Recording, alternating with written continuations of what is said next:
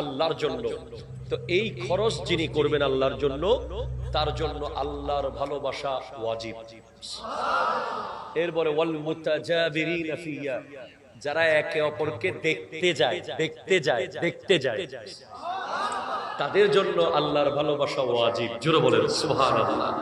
আল্লাহর প্রিয় হওয়ার জন্য 4টা শর্ত পেলেন এক হাদিসে, 2টা পেলেন আরেক হাদিসে, মোট 6টা। এই 6টা বলতে পারলে পুরস্কার আছে হাতে, রেডি। আবার 6টা বলতেছি, যে দাঁড়িয়ে মুখস্থ বলে দেবে তাকে গিফট দেওয়া হবে এখান থেকে। প্রথম হাদিসের 2টা বলেছিলাম, একটা হলো আল্লাহর বান্দাকে ভালোবাসতে হবে কোনো আত্মীয়তা ছাড়া, 1। 2, আল্লাহর বান্দাদেরকে ভালোবাসতে হবে কোনো ব্যবসায়িক লেনদেন ছাড়া। ক্লিয়ার তো? প্রথম হাদিসের অনুযায়ী 2টা।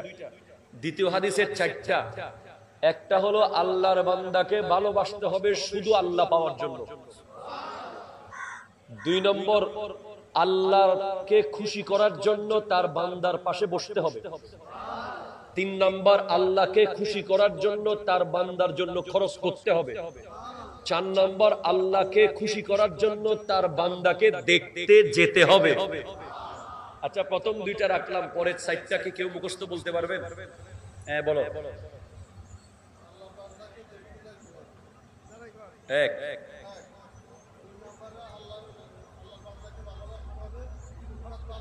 আল্লাহর জন্য, আল্লাহর জন্য, আল্লাহর জন্য। আরেকটা কি?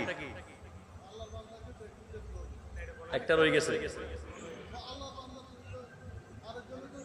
খরচ করতে হবে। মারহাবা জোরে বলো।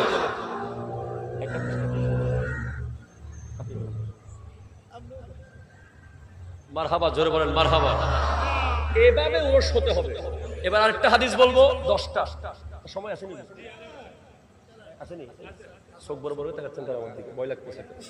আল্লাহুম্মা সাল্লি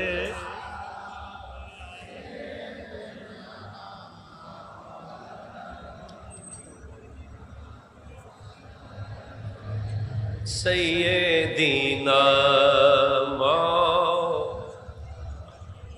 জোরে বলেন সুবহানাল্লাহ, জোরে বলেন। আর একটা হাদিসে 10টা জিনিস বলবো, যদি মুখস্থ বলতে পারেন পুরস্কার রেডি আছে ইনশাআল্লাহ। বলেন। 1, লা তুশরিক বিল্লাহি শাইয়ান ইন কুতিলতা আও হুররিকতা।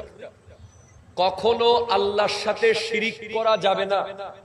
যদি কেউ তোমাকে জবে করে দেয় অথবা আগুনে ফেলে দেয়, শিরিক করা যাবে না। সিজদা দিব কাকে?